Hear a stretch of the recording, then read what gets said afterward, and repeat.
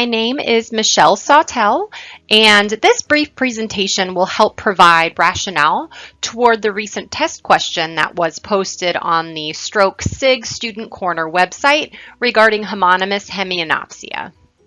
So for our first discussion, we have the following test question. A patient post-stroke with right hemiparesis demonstrates profound homonymous hemianopsia. Which of the following initial training strategies is best to assist in compensating for this deficit? So, before we go into the answer choices, I recommend that we go back to the evidence and what we've learned and are continuing to learn about this concept. From the test question, we read that the patient has right hemiparesis, which would have occurred following a left hemispheric stroke. In order to answer this question, we need to think about the neuropathology. Since the left cerebral hemisphere controls the visual pathways for the right hemifield of both eyes, there would be damage to the visual fields on the right side of both eyes. As such, the right visual field of the left eye and the right visual field of the right eye are both affected. So let's dive into the evidence for some guidance on what to do about this situation. For the purposes of keeping up with the most recent evidence, I've chosen to include articles that are within 10 years of the original question posting. The first article is a systematic review and meta-analysis done by Liu and colleagues, published in 2019. Systematic reviews and meta-analyses are the highest tier of evidence, and so this is an excellent resource to justify our answer choices. In the introduction, these authors included the neurophysiology of homonymous hemianopsia, or hemianopia, as it can also be referred, as a visual pathway deficit resulting in partial loss of the visual field in both eyes, as we've previously discussed. The authors describe the rehabilitation efforts of both homonymous hemianopsia and unilateral spatial neglect as having similar characteristics, though unilateral spatial neglect is not a visual deficit. Two interventions were posed as being most prevalent and included either activity-based interventions, where visual scanning and eye movements were included during a task, or with impairment reduction-based activities that utilize prism glasses, and then theta burst stimulation as well. So often, both of these approaches are actually used simultaneously within the clinic.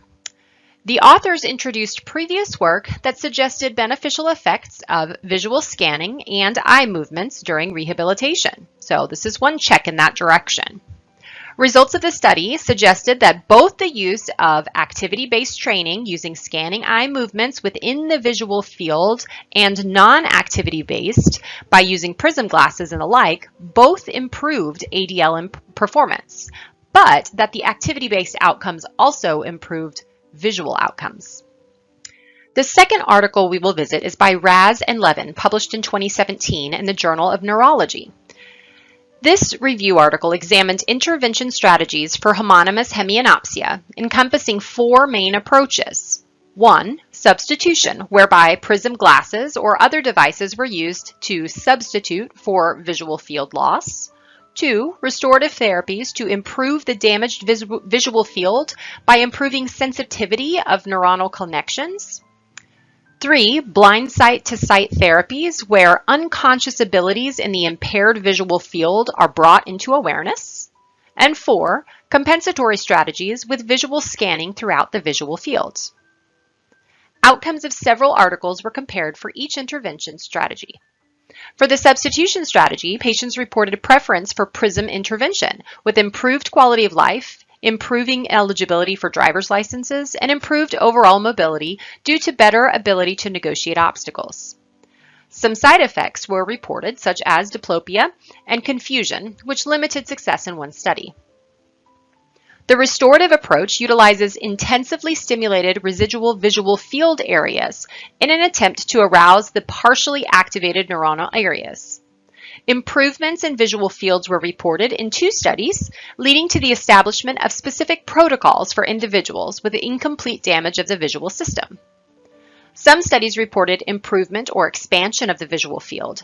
However, limited improvements were noted in reading, and the cost and time investments are not suitable for all patients.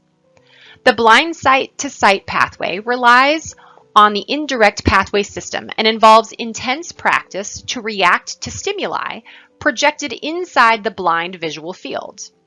Results indicated that with practice, individuals could use the techniques in daily life.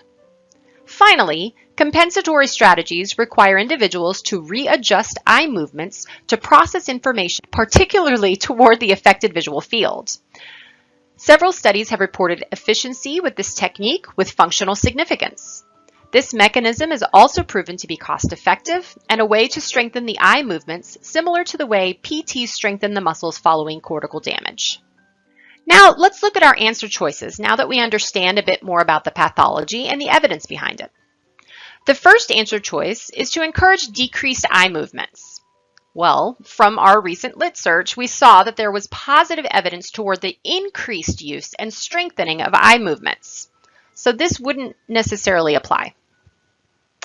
The next is to encourage mirror therapy activities. Though mirror therapy is good, the fact that a visual field is wiped out due to a pathway deficit doesn't exactly lend toward the use of mirror therapy in this situation. Essentially, the patient will still look in a mirror and not see the right half of their visual fields. So we haven't addressed the problem. Evidence has also shown the use of mirror therapy would be to reflect movements of the non-paretic side as if it is the paretic side. But again, the image is still projected in that impaired visual field. So this answer choice isn't ideal. The next answer choice is to provide guidance and reminders to look toward the right. For this, we are encouraging eye movement. So that checks out according to our evidence. And then we are also encouraging eye movement toward the right side or the impaired visual field, thus using our eyes to scan the environment that is lost. That seems like a good idea. So we are going to kind of leave that one alone for a little bit. Finally, the last answer choice is similar, but this time we're having the patient scan to the left. So even though we would like for the patient to scan the entire visual field as per the evidence, the patient can already see the visual field to the left, so scanning that way isn't really needing to be emphasized. Thus, we can cross that out and then keep answer C.